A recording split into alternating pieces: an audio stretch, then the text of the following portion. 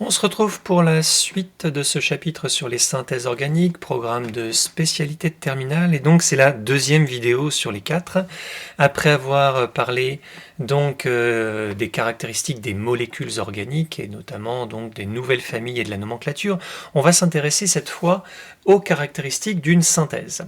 Alors une synthèse organique va correspondre à la fabrication d'une nouvelle molécule, une molécule étant constituée d'une chaîne carbonée et éventuellement de groupes caractéristiques. Si on la modifie, eh bien on va pouvoir modifier soit la chaîne carbonée, soit le groupe caractéristique.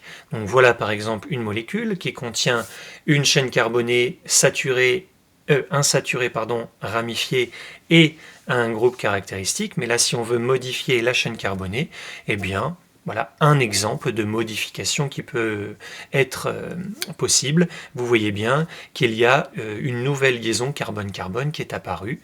Et si au contraire on veut modifier le groupe caractéristique, là j'ai un groupe hydroxyle OH, famille des alcools, je modifie la molécule, vous voyez apparaître cette fois le groupe carbonyle de la famille des aldéhydes, j'ai bien modifié un groupe caractéristique. Donc il faut savoir reconnaître si on vous donne un enchaînement d'étapes pour un mécanisme réactionnel, s'il y a eu une modification de groupe ou une modification de chaîne, c'est pas extrêmement compliqué. Ces transformations peuvent être classées en différentes catégories. La première d'entre elles, c'est la catégorie des additions. Alors, comment est-ce qu'on reconnaît une addition?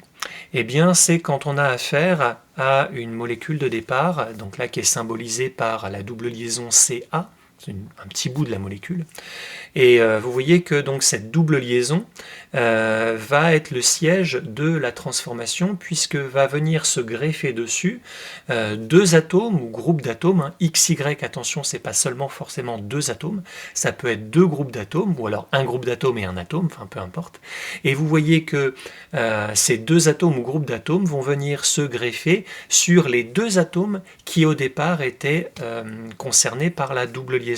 Donc ça c'est une écriture générale. Si on prend un exemple précis, voilà donc une molécule qui contient une double liaison carbone-carbone. On va ajouter dessus donc du chlorure d'hydrogène. L'un des atomes de carbone, en l'occurrence celui-là, va gagner l'atome d'hydrogène.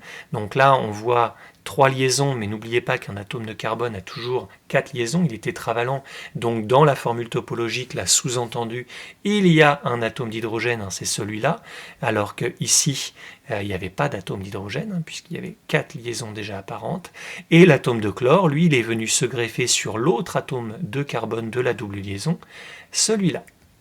Deuxième catégorie, c'est l'élimination. C'est exactement le contraire de l'addition. On a affaire à deux atomes qui portent chacun un groupe d'atomes ou un atome, et au cours de la transformation, eh bien, ces deux atomes vont perdre atome ou groupe d'atomes, XY, pour se retrouver maintenant avec une liaison multiple qui va donc les relier. Un exemple pour illustrer, vous voyez la même molécule que tout à l'heure, et dans certaines conditions expérimentales, eh bien on peut voir apparaître une double liaison carbone-oxygène, alors qu'au départ c'était une simple liaison. Vous voyez que l'atome d'oxygène a perdu un atome d'hydrogène, et le carbone qui était là est lié à deux atomes d'hydrogène, alors que le carbone équivalent ici, lui n'est plus lié qu'à un seul atome d'hydrogène, donc lui aussi a perdu un atome d'hydrogène. Les deux atomes ont donc perdu chacun un atome, et il y a une liaison multiple qui est apparue. Troisième catégorie, c'est la substitution. Donc là, le terme est suffisamment clair pour être logique. Substituer, c'est échanger. Eh bien, vous avez donc deux molécules qui portent chacun un atome ou groupe d'atomes, là encore, X et Y, et au cours de la transformation, eh bien, il va y avoir un échange. La molécule qui portait X va maintenant porter Y, et inversement. Et donc ça, c'est une substitution. Voici une illustration. La première molécule ici porte le groupe hydroxyle, la deuxième le groupe bromo, et au cours de la transformation, il y a bien eu substitution des groupes.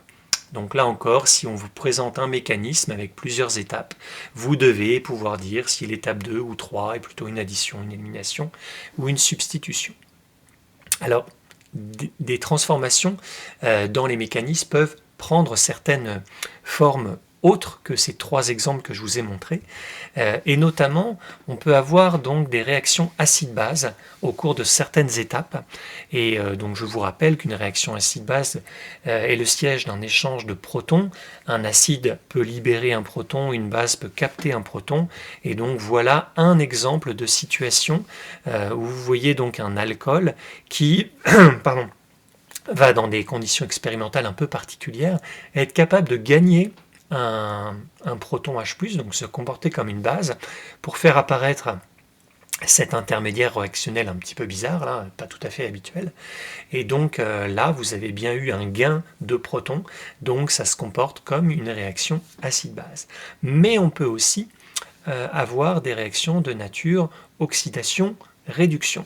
Alors dans les 3 exemples que j'ai donnés tout à l'heure, il y avait notamment addition et élimination, et dans certains cas, ces réactions d'addition ou élimination peuvent être considérées comme des réactions d'oxydoréduction. Pas toujours, hein, dans certains cas, j'ai bien dit. Donc voici un exemple. Vous voyez donc là un alcool qui se transforme en aldéhyde. Donc comment prouver que cette réaction est aussi de nature oxydante ou réductrice? Eh bien, on va le prouver en regardant les formules brutes de chacune de ces 2 molécules. Donc là, on a 5 atomes de carbone, un atome d'oxygène, ça se voit assez facilement. Pour les atomes d'hydrogène, il faut réfléchir un petit peu plus. Les carbones extrêmes, 3 atomes d'hydrogène, donc 3 et 3, 6. Là, il y a un seul hydrogène, donc on arrive à 7, plus 2, 9, plus 2, 11, et celui-là, ça fait 12. Concernant cette molécule-là, eh bien, il y a 2 hydrogènes de moins. Il y a celui-là qui n'est plus là, et puis il y a un hydrogène ici. Donc quand on regarde bien, l'équation elle est presque équilibrée, sauf qu'il manque 2 hydrogènes. Vous savez comment on équilibre une équation d'oxydoréduction. On regarde donc les atomes communs. Carbone, ici il y en a autant. Oxygène, il y en a autant.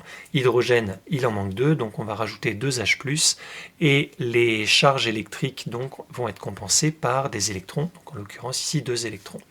Donc vous voyez que cette molécule va se transformer en celle-ci, et au cours de cette transformation, va perdre 2 électrons. Il s'agit donc d'une oxydation. Donc là, l'élimination peut être considérée dans cet exemple comme également une oxydation.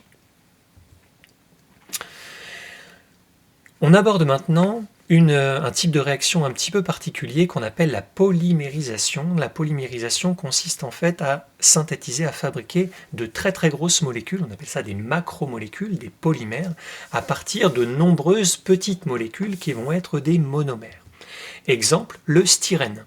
Donc le styrène, cette molécule qui contient donc 8 atomes de carbone, ce cycle à 6 atomes, et puis il y en a 2 autres qui forment la ramification, eh bien imaginons N très très grand, un nombre très grand de molécules de styrène réagissent ensemble pour former une macromolécule qui va s'appeler, vous la connaissez, le polystyrène. Alors vous voyez que j'ai mis des points de suspension de chaque côté parce que cette molécule se répète de manière extrêmement importante de chaque côté et il y a bien une répétition semblable.